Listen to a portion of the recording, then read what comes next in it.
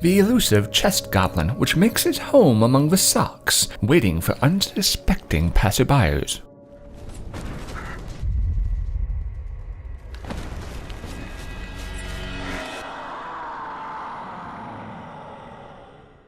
Hello and welcome everybody, I am SocioPsycho and this is Mob Reviews, and today we will be reviewing Styx, Master of Shadows, or Master of Peekaboo. We shall see exactly how well shadows actually work and integrates into the UI and the level design. Now this game, if you haven't noticed yet, is a stealth-based game. It happens to be from a third-person perspective, created by the Sidereal Studios, available on PC. Now let us begin by going into the options menu. Now one thing before we actually jump in is something I want to point out, and I'll be quiet for a split second so you can hear this. There is a very loud and sort of ear-piercing noise as you go through the different options menu. It also seems to rear its ugly head when you get noticed by an archer. This wouldn't seem to be all that big of a deal as you're not in the options menus too much, but it actually is quite annoying and pulls you out of the immersion of the game. So the fact that you have such an issue with that is problematic, but that just might be me. So we'll start off, and you can see in the game you have subtitles activated, display of detection, and display of objectives. Now you can easily turn these off if you do not want to have them activated. All it pretty much does is either tell you that the level of awareness the enemy guards are at, or the location or direction you need to travel in order to get to your next objective. It's good that they have these implemented into the game for people who aren't looking for a more harder experience, but it is also very good to have these in the game instead of forcing them on, because it allows people to wrap themselves more into the game, into the immersion aspect, or maybe they just don't like how it looks on the UI, or whatever the case may be in a personal choice. It comes down to choice, and they do have a basis on that. When we go into controllers, as you can see, camera sensitivity, I didn't have too much issue. I had to reposition the sensitivity a little bit, but after that, it went over pretty well. And all the keys were easily rebindable. I had no issues whatsoever in that fashion, so that worked out beautifully. And when we go into the graphics, now you do actually have some decent options for the graphic fidelity of the game. You have your global settings, which just covers basically everything. A large variable of screen resolutions. One thing I don't like, one thing I'm really upset about, is the fact that for a stealth-based game, even if it's third person, for a stealth-based game, they only have brightness. They don't have a gamma bar showing you a series of different pictures and saying, okay, move the light specter of your brightness until you can barely see the object in the picture. They don't have that. They just have this base brightness.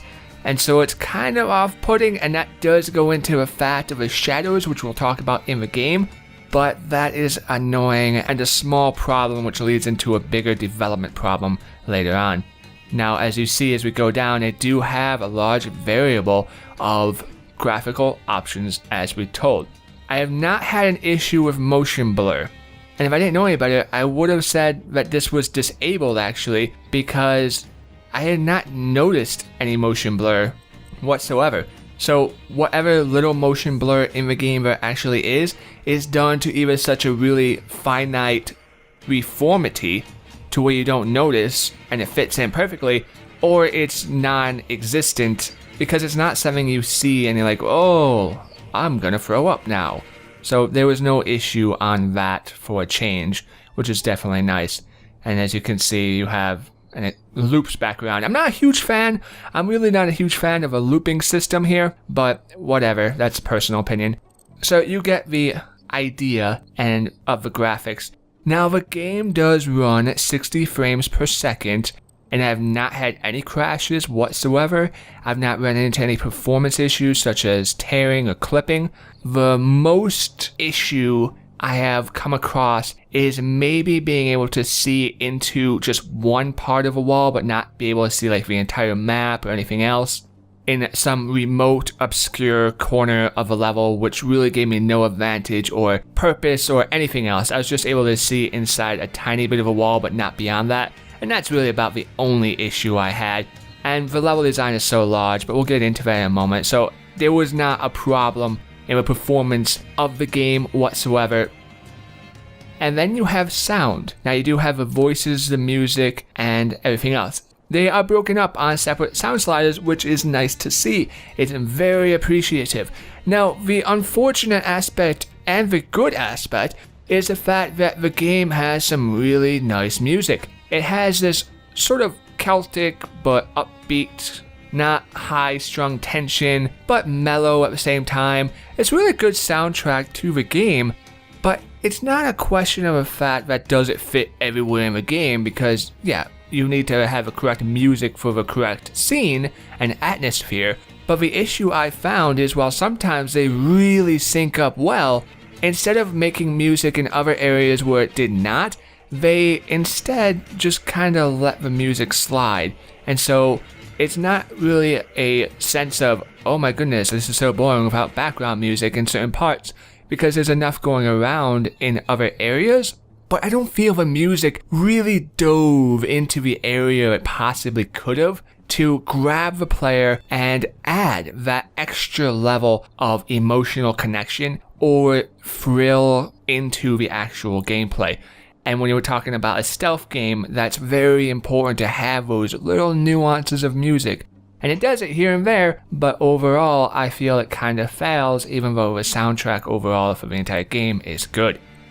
One thing that is very important to note, one thing I am very dissatisfied with, is the difficulty levels in the game. You have a choice: easy, normal, hard, and goblin, which would obviously, due to its location, be more difficult than hard. As we look here, difficulty suitable for a player who likes a serious challenge. Enemies detect you faster and the damage they inflict is increased. So on normal, if you get hit once, it might take you about to 70% health. Where on hard, you might die, or it'll take you down to 30% health, based from a 100% health standpoint. And Goblin, who like a realistic challenge, enemies detect you faster, and in melee combat they will kill you with one hit. Their projectiles inflict significant damage. What they don't say, and the talking point here, which is a huge issue when we're talking about difficulty, is the fact that yes, you have a damage increase capability and a vision increase capability on your difficulty sliders, but what you do not have is a rebalance of the enemy troops. I played the game through on normal, expecting to be able to get through the game based on my skills relatively fast.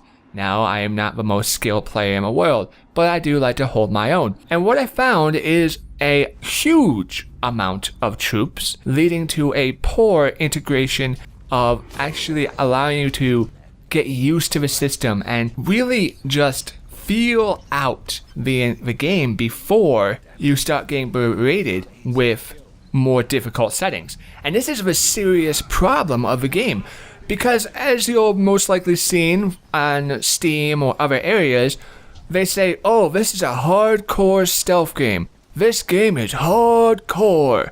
And yes, there is an element of this game which is hardcore, but the absolute failure of where that comes from is right here.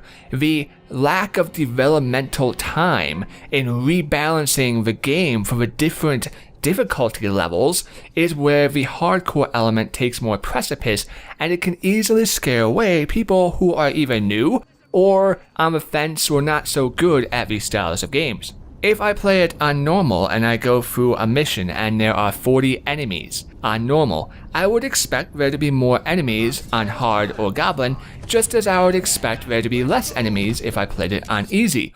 This not only plays an important role in just, oh, well, if I'm seeing faster, or I need to be more aware of my situations, or if I get hit, I'm dead quicker, but it also allows the player to go at a pace that is of their personal preference. And that is the whole point of the difficulty slider. So when you do not rebalance the game to accommodate somebody who is not knowledgeable of the controls, or does not have the patience or possibly skill level to handle 40 troops, and that's why they went on normal or they went on easy versus the harder difficulties, you're basically saying it doesn't matter, you will play the game the way we designed it basically, because we are not going to put in the effort to actually look after our players, and I cannot respect you because of that. Yes, I'll still give your game a fair review and a fair chance and everything else and explain everything I'm doing.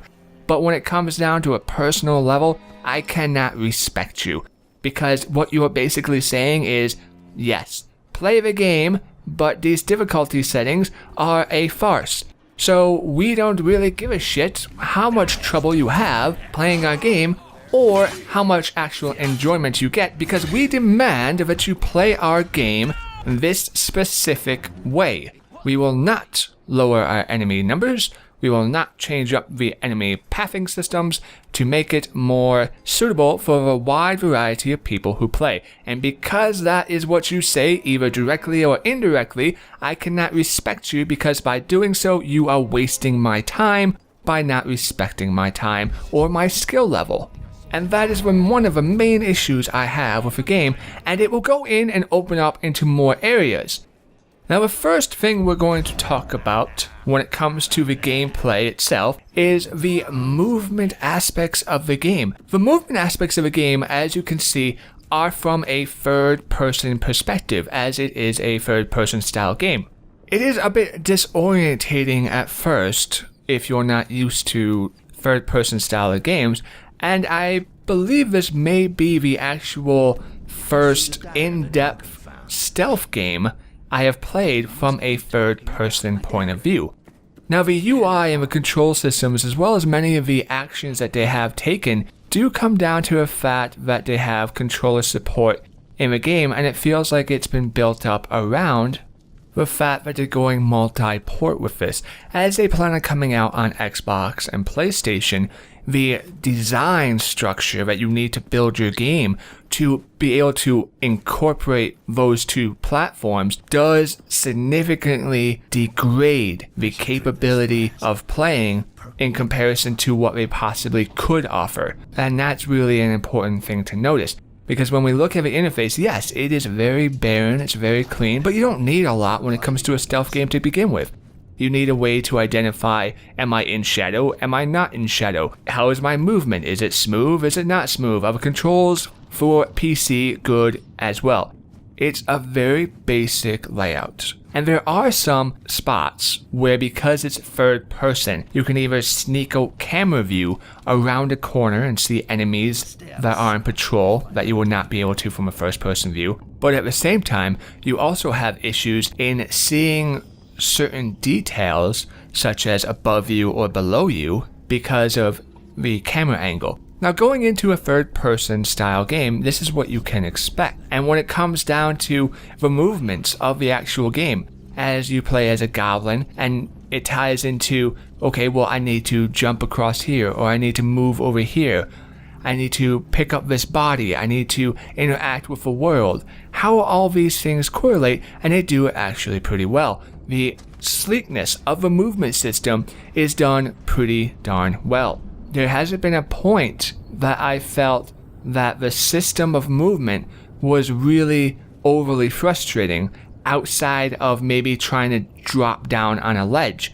If you're outside on a balcony and you want to be holding on to the outside rim of that balcony because you want to drop down to whatever's below the balcony without actually jumping off the balcony, that can be a little problematic. But for the most part, how you interact with jumping and climbing and moving has been done spectacularly well. The issues that I do have when it comes down to the movement system are more into the manipulation of the world as well as the combat system, but that ties into level design and combat. So we'll talk about those issues and those topics later on. But when it comes down to just base movement, jumping and crawling and making your way through the levels, no, I haven't had an issue in performance or movability. Outside the occasional jump which doesn't want to stick or land because you're climbing a wall and you just slightly miss it or the jump goes funny, but those are far and few in between. Which brings us to the base combat. Now the base combat, you may be saying, okay, well what are you talking about here? Because this, I believe, is a stealth game. So why are you going on about base combat? Well, the thing is, you do have the availability, of course, to ghost your way through the entire game.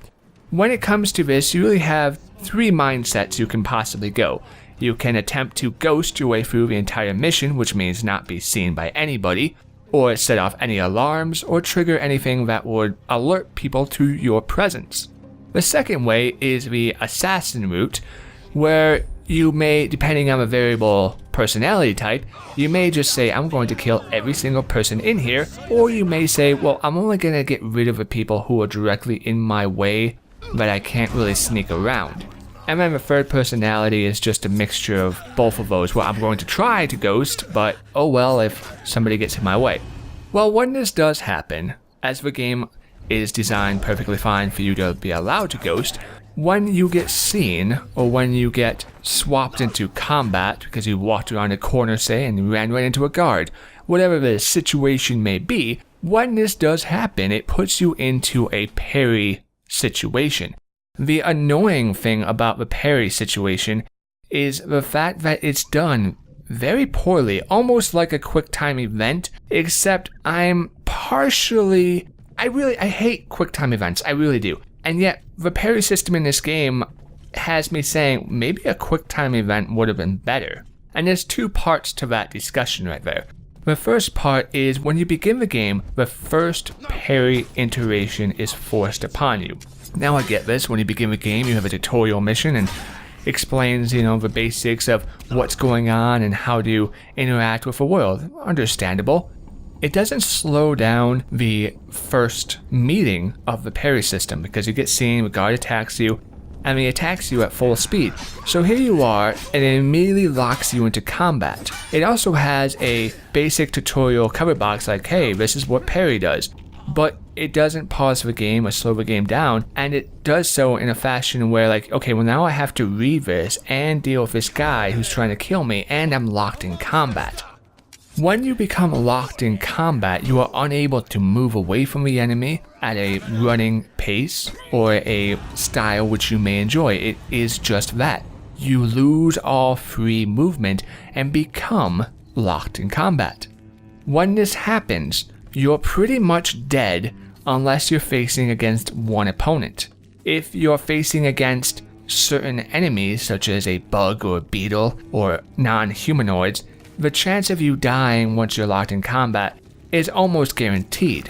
When it comes to the humans though, as you'll be seeing with most of them, you do have a chance to survive with a parry system if it's against one person. Should you be killing somebody or fighting somebody, everybody else won't be just lining up waiting to attack you. Now I can respect this because it adds a level of realism. If a goblin, a monster, is attacking one person and you have 4 other trained buddies who are supposed to be helping you out and looking out for your back, they're not going to just stand around and be like, oh, I got next.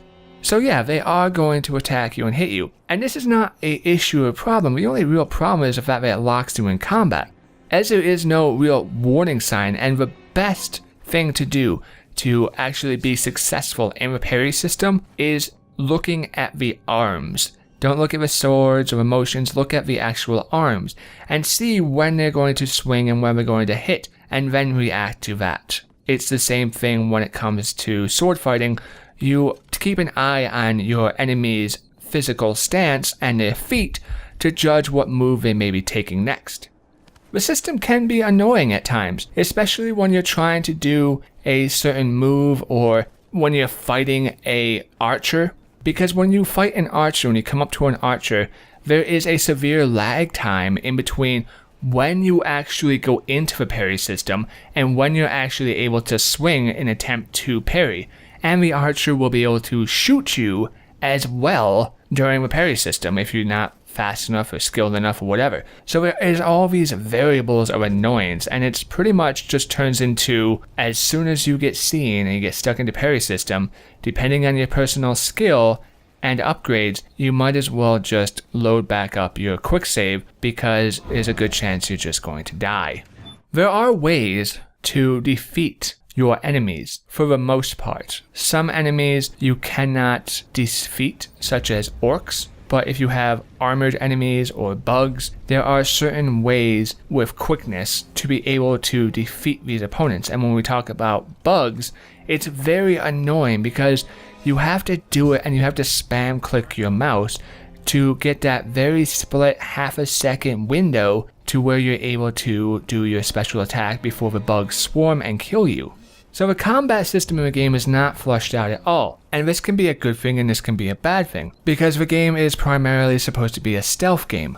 So you are expected not to be engaging in combat in the first place.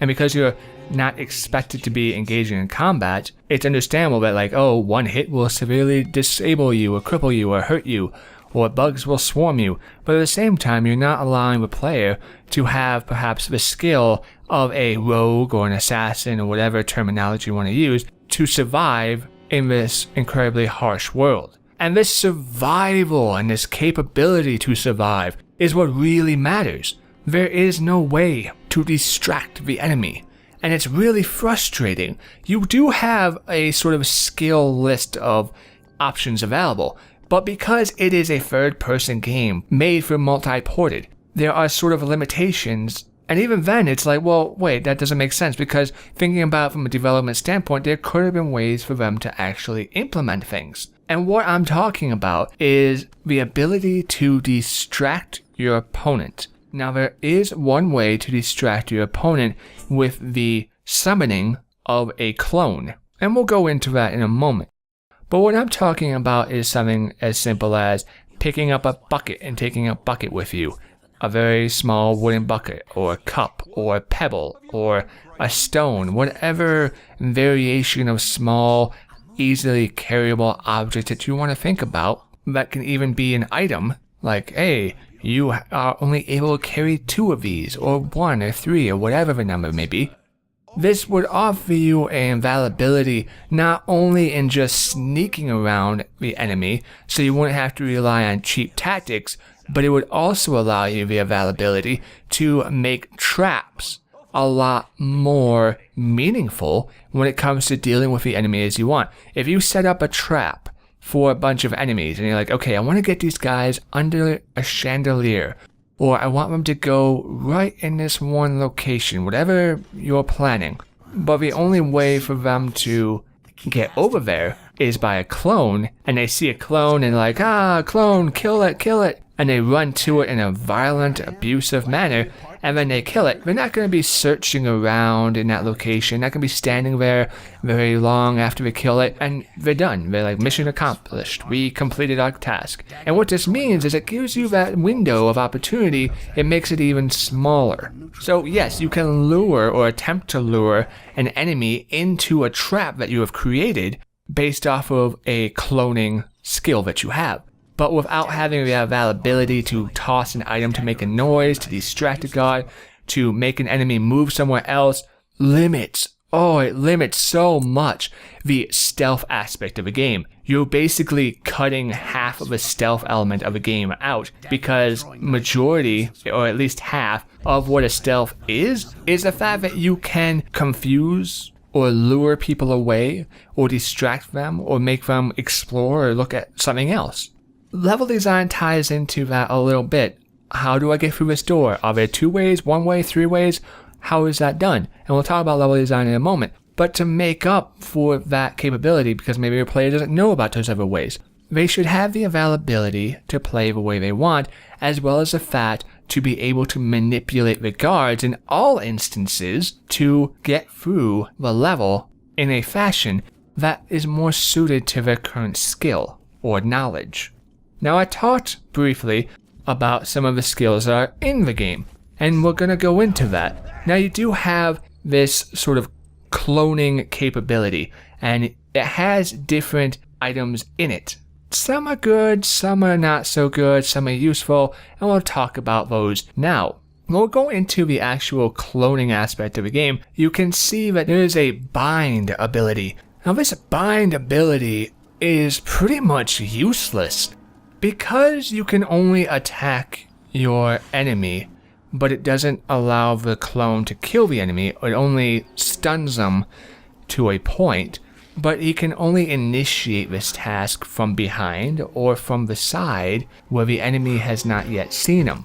This is no different than if your character himself was going to go up and eliminate the opponent yourself. So what it does is it actually takes and increases the time for you to get past that area and that minion. Can it be used in a distractional sense? Yes, I suppose if you need to get past a guard, you might be able to throw this minion on his face and then sneak by, but the guard is still alerted.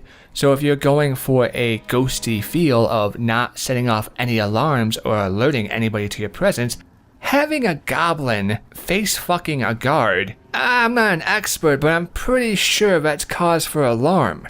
So the limitations in what the clone is actually able to do are really make it not all that useful to begin with. And when it comes to the trap ability, where you can set one of your clones into a chest or into a closet, this is good, and this has real value in very few, unfortunately, circumstances.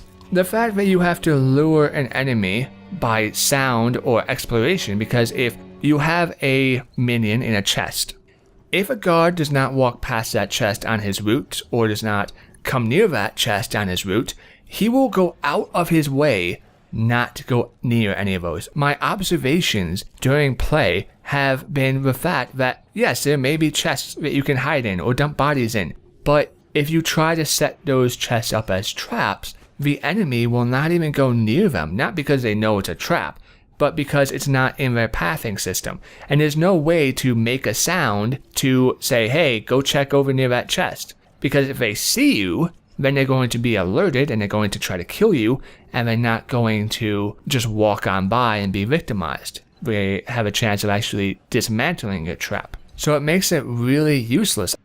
Now, the other abilities when it comes to making your creature be able to blow up in a puff of smoke or invisibility do have some usage, but the first two I find issue with. When it comes to something like Amber Vision is pretty much a way to find that extra little item, because on every mission there are hidden objects. Either it'll be a relic or a tokens. Think of them as collectibles, incentive to explore more or replay or find the item that you've been missing. They are very well hidden and spread out, but Amber Sight gives you that little edge. Now, it doesn't necessarily ruin the gameplay, because one, it's something that is a base skill that's very low, and it doesn't show you direct paths. It doesn't break the gameplay. This isn't some sort of, oh, well, I can see through a wall. If you're thinking Dishonored or the new Thief reboot, way wrong. And that is very good that it's separate than those. While yes, if you upgrade the option, you can see a little bit more about guards or hidden items perhaps, but it doesn't break the game experience or the immersion, and it still fits in and makes sense. So if you're stuck in a wall and it's really dark and you're like, okay, how the hell do I get out of here? And you pop your Amber Vision, you're like, oh, wow, I'm an idiot. There's a platform right in front of me, but I didn't see it. So it does have its gameplay movements that do not break the game at all or make it feel like, oh, I'm totally cheating or abusing the system. So it ties in very well. When you go to something like agility, it also ties in well. The escape and the quietness. Now, why I bring up agility is the fact that they have expert duelist, and I believe that if you're going to get this game and you're going to play, expert duelist is the first thing that you need to get, because it actually gives you a chance to survive the parry system, which is just, ugh. That's really the educational term I can use to describe that. And then you have the inventory option, which just increases how many items you can take. Instead of 2 healing potions, you can take 3. Instead of 2 throwing knives, you can take 3. You get the deal. It's not overly complicated. But another point that I do wish to talk about is the assassination or skills, or the ambush skills, or whatever. The aerial attack is a very nice ability and very useful in actually getting past certain areas that are really problematic later on in levels. What is really annoying or useless, and it comes down to why is this even freaking in the game, is the hanging below and attacking. Now there is a huge issue when it comes down to actually eliminating the enemy in any sort of interesting or unique specialized way. Can you hide in cover, and if an enemy is close enough, grab him around the cover and kill him? Yes, you can. And it has its uses, and it's done actually quite well. But what's annoying is, like I said, if you are below somebody, because of how the level is designed or the location of the AI, I've never been able to get it to actually work. I've been hanging below people, but there's no option to grab them and throw them off the edge, or sneak attack them, or whatever the case is. If I'm coming out of a shadow and it's pitch dark or whatever, I'm completely hidden, and I'm coming right out of a shadow, I'm running right into somebody's face, literally the shadow from their face is 3 inches, and I'm forward pouncing motion with my dagger in hand, there should be no reason why I can't kill them. But there's also an issue that if you land in front of somebody, they are not alerted to you, you land right in front of them, they take a gasp second of, oh my goodness, and before or during their gasp session, you should have the availability to do a frontal takedown, but you do not. There is a severe limitation in how you're able to actually handle the enemy, as it's really annoying. The few skills that they do have are not really made to handle all the situations, and while yes, it is a stealth game, these are skills which are in the game for people who do not enjoy pure ghost stealth play. And then you have the master skills, which you need to unlock other areas completely in order to gain an even greater bonus. Now, one thing I will omit and one thing I will note is I've never felt as if any of these skills were necessarily game-breaking.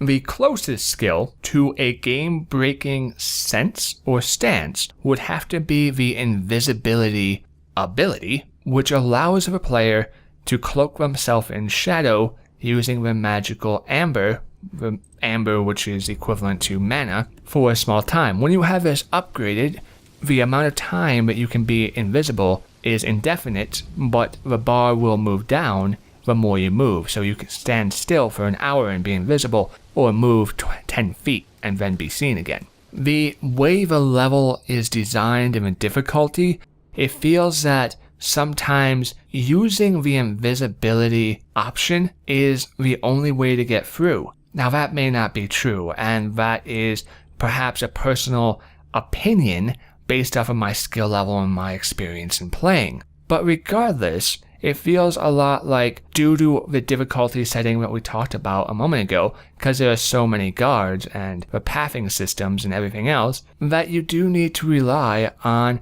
invisibility to be able to get through certain areas, and that's really unfortunate. When it comes to the skills overall, there are some intriguing aspects in the skills, but it adds to the game, it doesn't take away from it. The game starts off very unbalanced and very unfair and very demeaning to the actual player and says, no, I don't give a fuck about your time, I don't care how difficult this may seem. And the skills, as you progress forward, kind of balance that out a little bit. It never makes it totally go away. And when we talk about combat and the usage of these skills, which is an important factor to bring up, the way the levels are designed are very large, and we'll talk about that in a moment, as level design is a very important subject.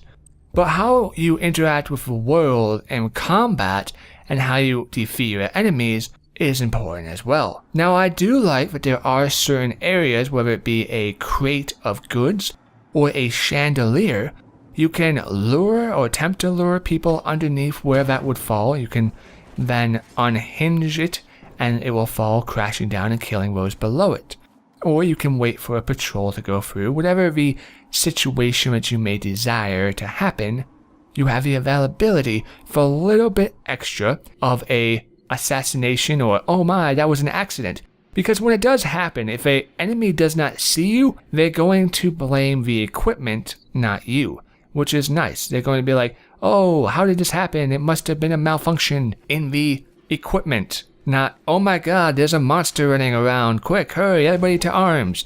And so that's really nice that they have that correlation in there and they have that availability as it helps the gameplay and the combat. What is a bit annoying, now I've showed you some of the combat and I've showed you some of the abilities during the skill talk, but what is really just annoying into the combat is sort of tied into the level design, but also tied into the programming. I'm not a developer, I'm not a programmer, so I can't say exactly where this issue may come from, but the fact that we can stand right on top of a chest, right behind somebody, his neck is perfectly right in front of us, his skull is, we could easily eliminate him, but there's no way to do so. And this issue also comes into other more armored troops. There are large armored troops with a only real seam entrance is their eye visor, which is open. It's not a gated eye visor, but you can't eliminate them by sticking your blade through the eye visor.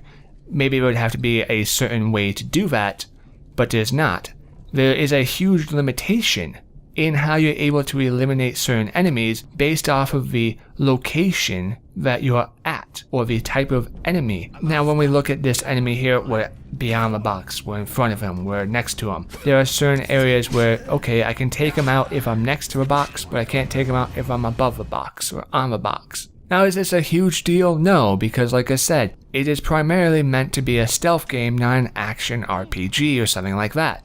But you do have occasions where, depending on your playstyle and skill, that you may like or prefer to eliminate somebody. And for those people, this is a severe issue. This is a real deterrent because it goes into a lack of depth. There are cool ways to, as I said before, to drag somebody around the corner and kill them if you have the ability and the skill to kill somebody from cover. But in a situation like this, where somebody's right on a ledge and you're in front of them, you can't grab them and pull them off the ledge.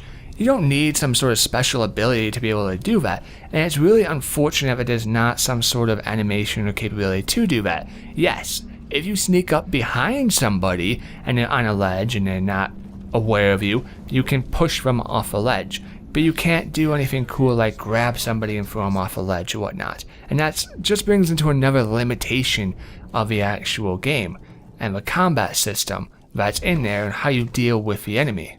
There are certain elements of the game which are actually satisfying, but those elements are very few and far in between. If we have an attack from our goblin and from a trap, yes, we can eliminate 2 enemies and then move on and do other things or whatever, but these capabilities or these times that it happens are very scarce. Maybe we'll go and poison some food or some water and then the enemy will patrol around and drink from it. When that does happen, yes, you have the availability to do so. And should we be able to kill everybody by poisoning all the food and everything else? No, I mean, it has its own place and it has its own balance, and it's nice that it's in there. But when you are eliminating an enemy, there are some annoyances when it comes to disposing of the bodies.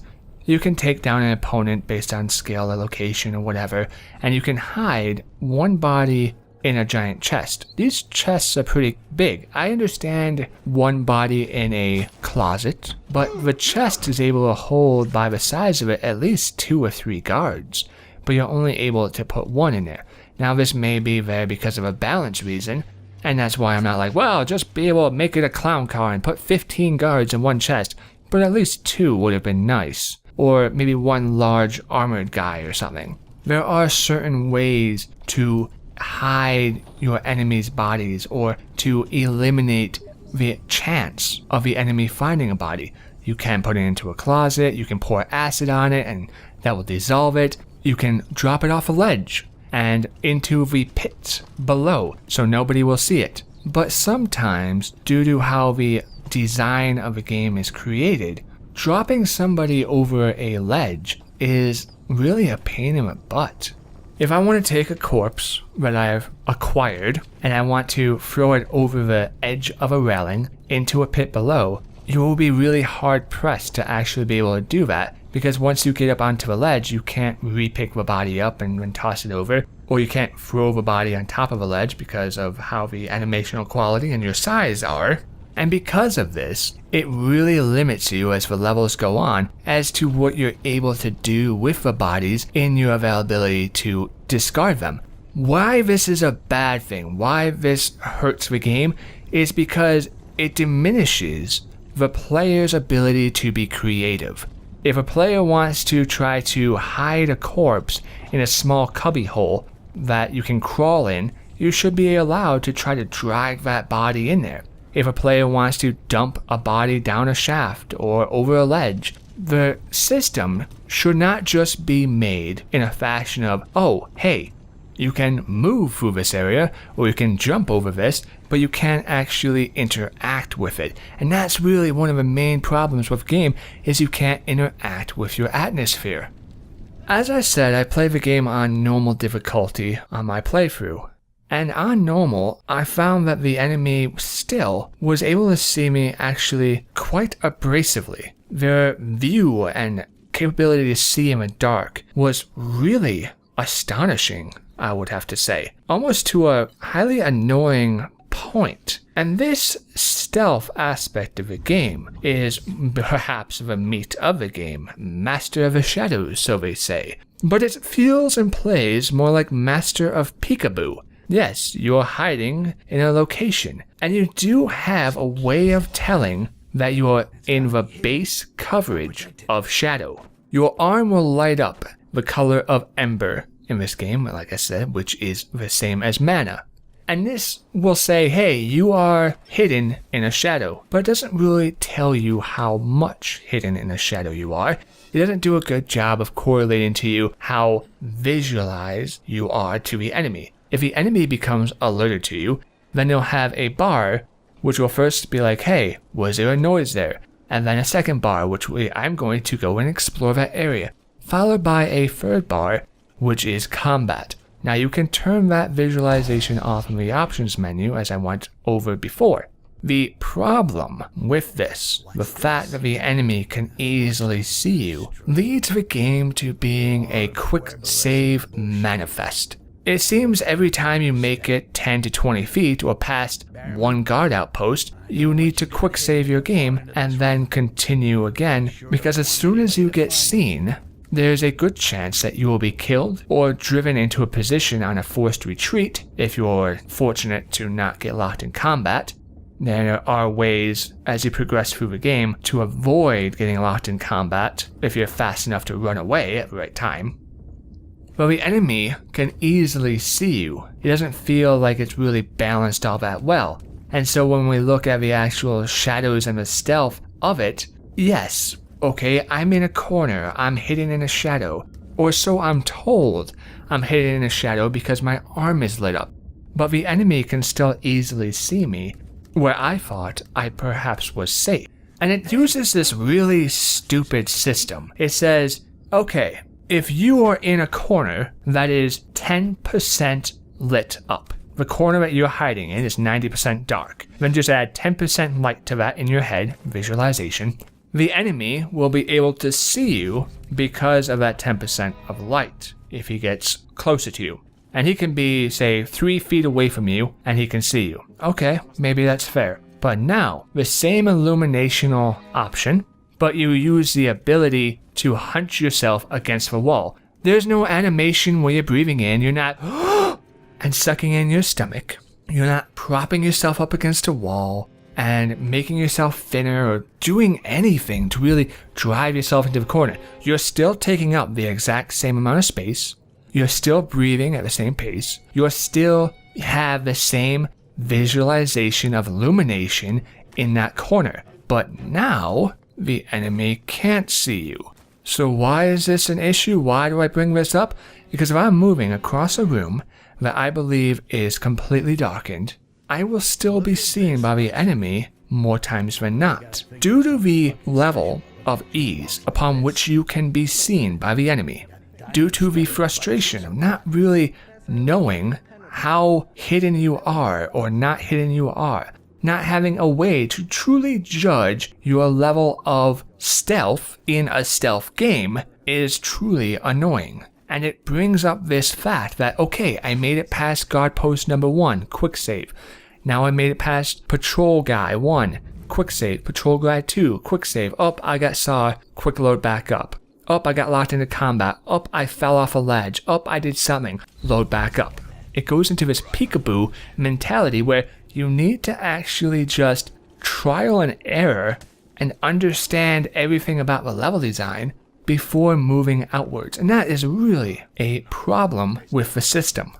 Now, as I said, I did play it on normal difficulty, and perhaps on harder difficulties, the enemy won't be as forgetful. If you kill one guard and next to 2 other guards, their alert rate will eventually go down. And if there is a body in between them or near them or visual range of them, the guards will at least have their swords unsheathed. Now, they will stop looking for you eventually, and they will continue to do what they do in this world. But as soon as you remove the body from a visual option, so if a guy is moving around in a circle room and he comes across a body, he's all alerted. And then he goes back around, but this time, the second time around, the body's gone. And he doesn't even think twice about it. He actually degrades his alert system from, okay, I know what I saw, to, ponies and lollipops. Everything's perfectly fine. Nothing can ever happen bad on my station. It doesn't keep the enemy at an alert state due to what they have seen. They eventually go back to a, well, fluffy puppies and kittens versus a, there is somebody in here and he has killed somebody. I can't find the body, but I saw the body, and that's all you need to know. And that takes a toll on the stealth aspect of the game, because if what you do in the game doesn't affect the rest of the world, then what you do in the game is meaningless. It has no lasting effect or purpose in how you get through the game. You're not manipulating somebody or being like, oh, I'm doing an in-depth tactic of eliminating one person, waiting until everybody goes away, removing that body so we lower the guard again, eliminating some. No, it's just a failure of the AI system. Now, I will admit, what is not a failure is the level design. When I played this game for the first 8 hours, I was awestrucken. The amount of detail in the game, and I'm not talking about just graphically. The game graphically looks good, yes, but I'm talking about how many options are there to get across a map? How large are the levels? How many different areas can I traverse in order to attempt to get to where I want to go? And I was highly impressed with the number of those options. Now, I am unfortunately incapable of being satisfied. And there were a few areas where it did kind of suck because the limitations of the levels are broken up in a specific way. And if you see a way where you're like, oh, why don't I just try to go through there? The developers perhaps didn't think to implement that as a possibility. And the easiest option to describe that would be the usage of ropes or chains. There are ropes and chains in this game abundant. The amount of ropes and chains in this place make it sort of on par with a BDSM shop. But you cannot interact with these. You cannot climb them. So if there's a chain going down an elevator shaft, you are unable to climb this elevator shaft using the chain. You have to do it another way. If there is a rope, you cannot climb on that rope and try to jump to another platform or something else. While for all their detail in the game, there are options for you to be able to cross over certain areas or go on certain pathways. These pathways are littered with guards. And the zones are large. When you look at the end screen, it'll be like, hey, there's 160 guards on this mission. And it's like, damn, that is a lot of freaking guards. But the levels are very large. And even though the levels are very large, and there still is a lot of guards for the size of the levels, the fact that you are still limited in a few areas on your choices because it says, hey, congratulations, there are 3 pathways you can take. And they all are littered with guards. kind of destroys the atmosphere. Now, yes, you still need to sneak by and you still need to run through. But it would have been nice to have a fourth option, which was like, yeah, you could try to swing on a rope or climb a chain or do something that would be insanely stupid and difficult, and most likely you're going to die. But hey, if I want to be insanely stupid and difficult with a high possibility of dying, then give me that opportunity. I don't like having my hand held. Let me be crazy or stupid. But when it comes down to the options you do have available, I was taken back. I was impressed with the choices of paths that you have available. Like, hey, I have 2 options to get to this location, or I have 3 options. Not every time you're going to have an abundance of choice upon where you go. But the important factor to remember is that I never felt like the game was linear. I never felt like, oh, damn you for holding my hand and there's only one way to get through this. No, not at all. The level design was very well done, and I was awestruck and taken back by it for the first 8 hours. And then I saw problems. The reusage of maps. Because when I was playing this game up to about the 8-hour point, and I was thinking about what I was going to say, I was thinking about saying, this has one of the best level design elements of a game that I have ever seen in my entire gaming history. That's what I was thinking about saying. But then I realized that the level of depth and the paths that they have incorporated into the game are that way because there's only 4 or 5 different types of maps. Why I say there are 4 or 5 different types of maps? When you start a mission, the mission will either be 3 parts or 4 parts. So that means you'll most likely have 3 or 4 different maps before you even complete your mission. And this can take anywhere up to an hour, 2 hours, whatever, depending on your skill. And you play through the first 2 chapters or main bulk of the game, and you're really taken back. You're like, wow, this is amazing. And then you start seeing the reusage of the same maps. It's like, hey, I just went through this library the first time, and I was a psychopath, and I killed everybody. There wasn't one person who survived in this library.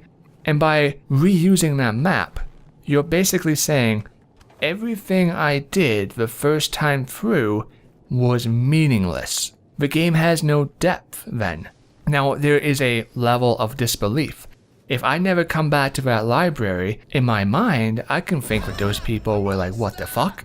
Why are all these people dead? There's an intruder? Whatever. And you can make the argument from a stealth game aspect that, hey, it's a stealth game, you're a master of shadows, so originally, by the story lore element, the guy who went through never got saw by anybody.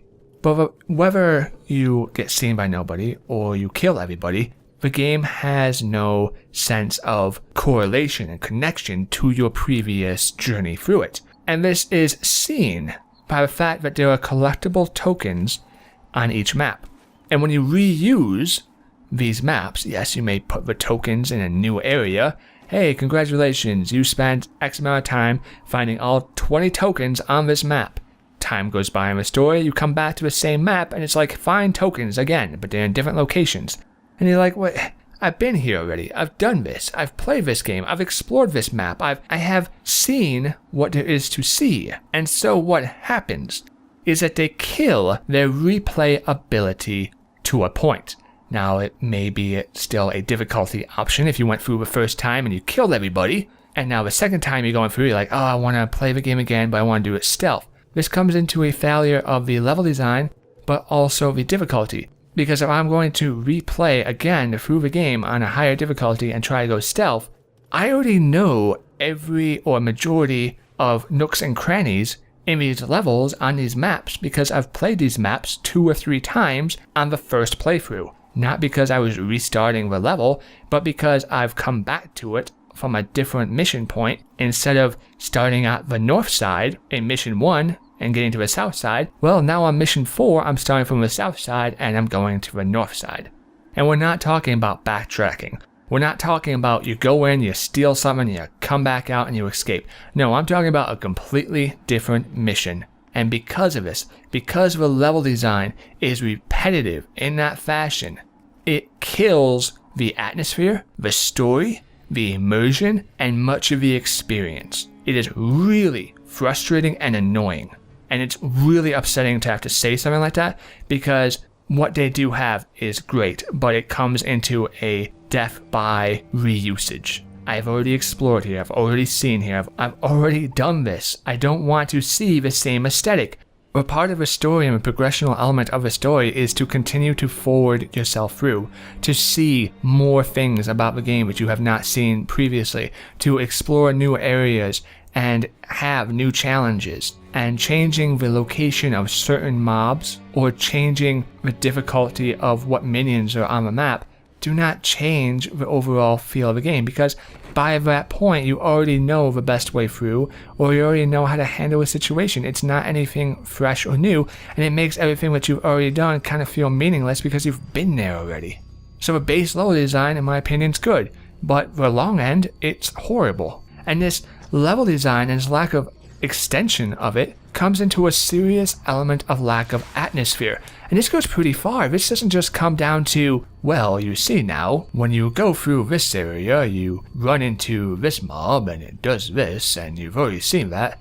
No, because the lack of atmosphere comes into the enemies that you face. There are scuttling beetles on certain maps, and these beetles you can lure to humans. Now the beetles have really poor eyesight, but they move through the sound. So the only way, lore-wise, I could think is that the humans have been cultivating a bunch of these beetles, and every human has some sort of humming trinket on their body magically implemented, so the beetles leave them alone. And while I highly doubt that's the reason, because there's no evidence to support that theory, the fact that you can lure a beetle to a troop, or a troop to a beetle, and they do not fight, there is no cross-species fighting, takes away from a huge element of the game. I cannot manipulate the environment to suit my needs. I cannot have my opponents fight each other. And there are situations due to the story that you will see the enemies supposedly in arms against each other, but you never really see the enemies in arms against each other. You just see, okay, well, humans are dead, and the attackers are now the ones you have to stealth around. Or the attackers are dead, and now there's humans you have to stealth around. Whatever the case is. There's no element of actual atmosphere in the game. It's very empty feeling. And it's really annoying and frustrating that you can't manipulate the world and you can't interact with the world the way that you want. And this goes beyond just the manipulation of different creatures into the world. I mean, it's pretty annoying when you take down somebody and then you have a beetle from another level who, like I said, has supersonic hearing, runs past 4 of the guards to get to you, but the guards don't even care. And it takes away from a sense of dread. And that's really what's unfortunate, because if there's a beetle that's scurrying about and it gets close to an orc, or it kills a human, or there's some variation, you're going to say, holy shit, that beetle is dangerous, that beetle is scary, that is one. I do not want to go near it, I am staying away. But instead, you just have this creature that is pretty meaningless, that has no real depth, has no personality. Oh no, there's a beetle. I better get around it in a certain fashion because it's so scary. Or there's an orc, but the orc's not going to actually interact with anything else in his environment except me, so all I have to do is just manipulate the environment by not walking near him. Right. It kills the mood by not adding a sense of dread, by not having that level of depth. And this goes on in more areas than one. When you come to torches, yes, you can put out torches. Understandable and cool. And yes, there will be certain enemies which can relight torches. Again, understandable and perfectly fine.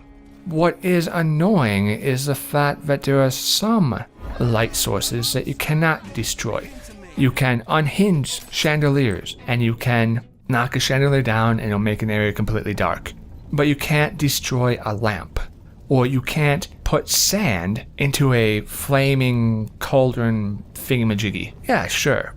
Maybe if I want to put out this large flame, instead of using 1 sand ball, I'd have to use 4 or 5. Use my entire stock. Or maybe I can tip it over and put it out that way.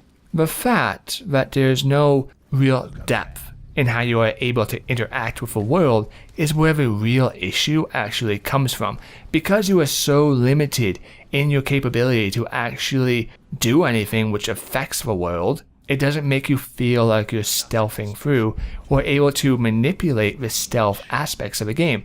If an entire corridor is completely lit up and it is looking just unbearably bright, it would be nice to be able to dim that down to a point instead of just having to manipulate or eliminate some of the guards. But the fact that you can't interact with your world at all just makes it less of a stealth game and more of a peekaboo. Does he see me? Does he not see me? Can I do anything about him seeing me? Maybe, maybe not. Well, guess not. Load back up. If you're going through a dungeon or a prison and you hear horrible screams, or you hear misery, pure misery and agony and groaning, and you're like, this place is just not some place I want to take a vacation to or ever be at, it's gonna set into your mind a lot more that this is a really dangerous place. If you're in a tower, on top of a tower, and it's bright, it's beautiful, it's blue skies, and you hear the wind blowing through the corridor, or you feel the sense of atmosphere in the air by maybe perhaps some of the dialogues, the interactions of people. It could be a bird sitting and chirping, but there's none of this. There's nothing that is non-relatable to the stealth element of the game to actually give it a stealth property in the atmosphere of the game. If you feel like a dungeon or a prison or a location is really dangerous or really intense, you're going to be a lot more careful, and it's going to take that moment where you are saying, well, I'm just going to try to get through this area, and you scale it back and you say, okay, there's a lot of noise going on in here, there's a lot of troops moving about, this place feels live, and that is one of the issues in the game. For the incredible amount of guards that are in the game feels very dead. It really has a severe lack of the atmosphere with people actually interacting or seeming to interact with the environment. And that's a real problem. Yes, you have a guy chiseling at a wall, but it doesn't expand upon that in the dialogue or the sound options when you come across it. And so it leaves this really dull feeling as you play through the game where you're just not satisfied with the mood because there's nothing external to tie you into the atmosphere or the zone or the danger or whatever the case is. When we go into the end screen, you can see there's a lot actually implemented into the game. And when we look at enemies left alive versus enemies killed, you can see every mission has a lot of enemies, but the missions are split up over 3 or 4 maps. But even still, there are a lot of enemies in the game. It does feel like there is a bit more than there should be, and the amount of enemies need to be increased or decreased based on your difficulty level, which they are not, which we talked about. But you can see, the important thing you can see is there are objectives, secondary and primary, and extra areas where you actually have the availability to replay, to challenge yourself, which is nice. Which brings us to the story. The story element of the game is subpar. You're really not going to be finding an emotional connection anytime soon with the character. 1, he's a goblin. 2, he's kind of stupid and an ass at the same time. There are parts in the story where the writing is just really poor, I want to say, where the character should know what's going on, but they play the stupid card where, okay, I know that my enemy or whoever was talking about this subject. I heard them talking about this subject. Now I'm going to question what this subject is. Not an in-depth of like, oh, well, gee, I know the sky is blue, but why is it truly blue? It's like, no, the sky's blue. He knows the sky's blue. Why is he telling me I don't know why the sky's blue? It's stupid stuff like that. And the trailers of the game can actually be misleading. If you're looking for a more of a perhaps in-depth story to hand-in-hand tie, yes, it has a story, it goes through, and it kind of propels you in this world, but it does so in a very rough manner, because when you start off, the game starts off very harsh against you, and you rely on a story to kind of hold you through these learning curves that you need. The story doesn't fill that gap. And the first cutscene you see, which is an animated cutscene, runs at 30 frames per second, and it really looks like ass. Not so much that like a kindergartner did it. I mean, it's professional level at 30 frames per second. And then it goes into the second cutscene, which is remnants of what you saw in the trailer, which is 60 frames per second, and it looks crisp, it looks HD, and then the budget falls out or whatever else, and that's fine, you know. I don't mind there being a change in the cinematic from actual animation to hand-drawn or picture-esque quality. What bugs me is then you should have stayed with that aesthetic for the first time. If 88% of your game is going to be this hand-drawn atmosphere, then don't lure me in to begin with a, oh, well, look at these cinematics, look at this prettiness, look at this in-depth, detailed story plot progression. Go one way and stay that way. Otherwise, you lose your aesthetic and you lose the driving power, which says, hey, this is what you can expect. Does that mean the voice acting in the game is bad? No, not at all. The voice acting in the game is actually done pretty well. The rooms upon which you're in are large or corridors, so there is sort of a echoey feel in the game in most of the audio, but it fits together well. And I'll let you hear some of that audio now so you can get a judge based off of what you can expect with the audio. Hey, you asleep? You better not die before I've been able to take care of you. Answer the governor. Who told you of the existence of these plans? Who told you where they were? Speak! Who? Everyone. And no one. Sometimes you just have to listen to people thinking. And you think so hard, you humans. You prattle on all day long inside your little skulls. Mycology for the right to dissect one. You're telling me? But hey, one doesn't dissect the embryos of one's political allies, I suppose. Now, one thing to note about the audio that kind of goes into atmosphere, which I didn't really talk about in atmosphere, is the fact that while you're progressing through your levels, there are not that many dialogues or interactions in between the guards you come across.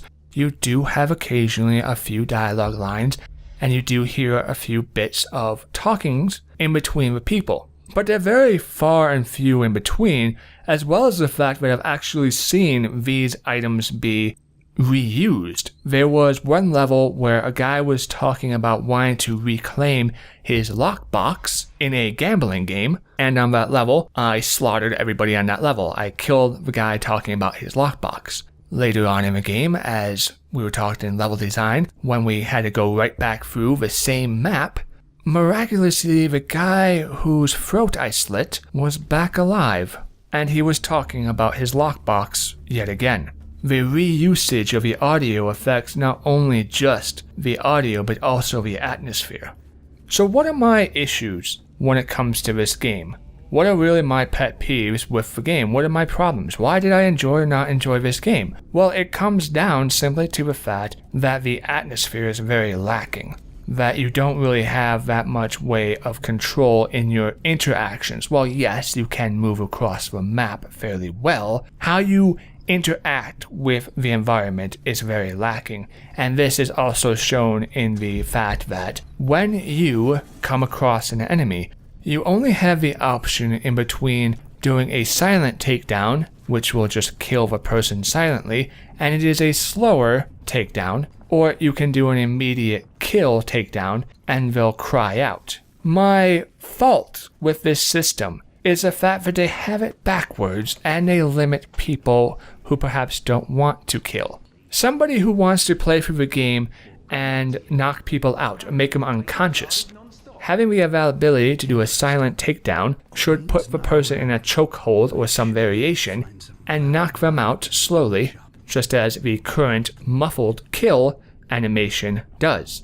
Because when you're killing somebody fast, and when you're an assassin or a rogue, and you know a lot about death, it's not difficult to actually kill somebody. A simple hand over the mouth and a slit of a blade through one's jugular across the throat will eliminate them rather fast. If you stick a knife in someone's gut and you rip it across and their intestines fall out on the ground, they're not going to have the energy 90% of the time to even squeal like a pig.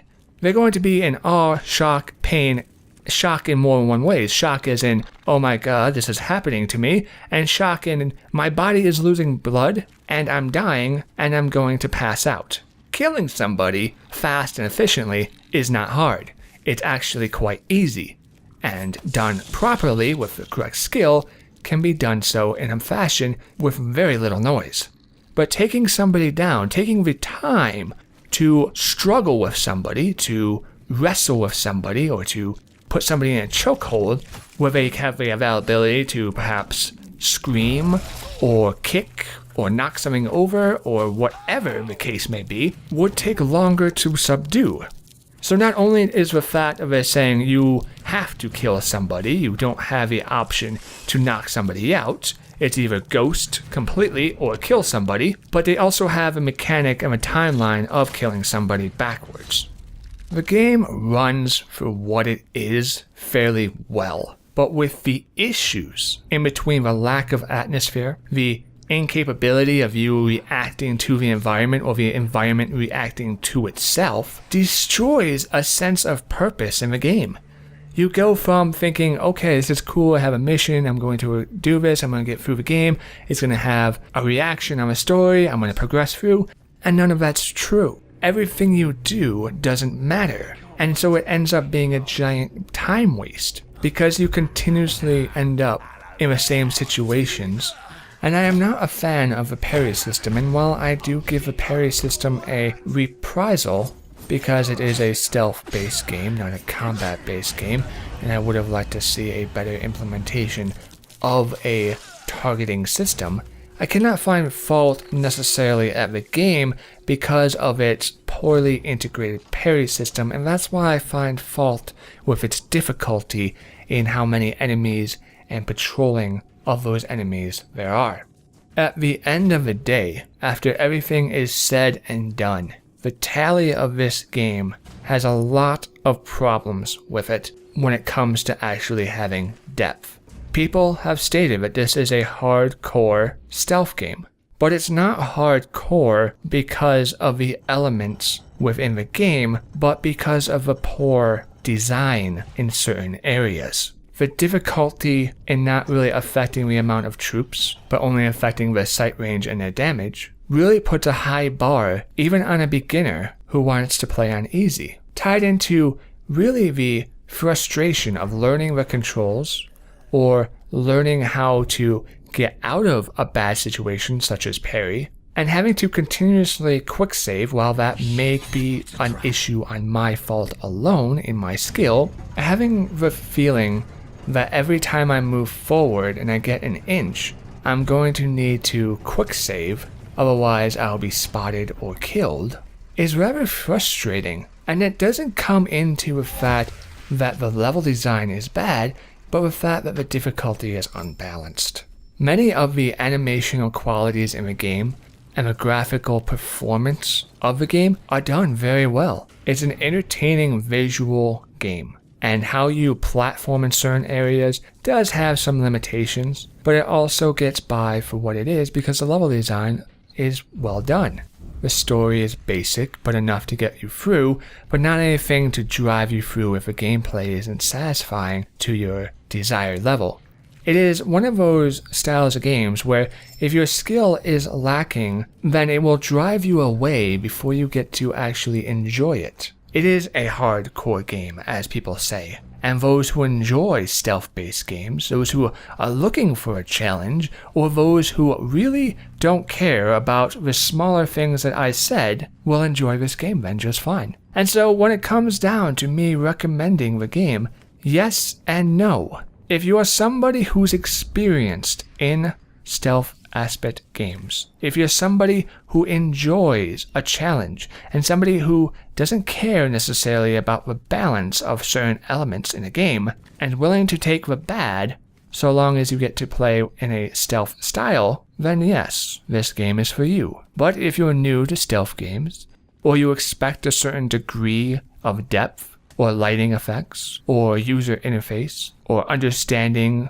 in your progression of difficulty, then no. There's a good chance that if you get this game and you do not meet the challenge requirement level, or the understanding, that you will be driven away and quite easily upset over your purchase. So it does come down to a personal decision upon the player, of course.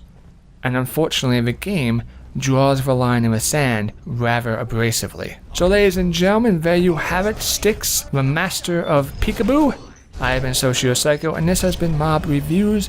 I thank you for watching and listening, for your time does matter to me, and I'll see you next time.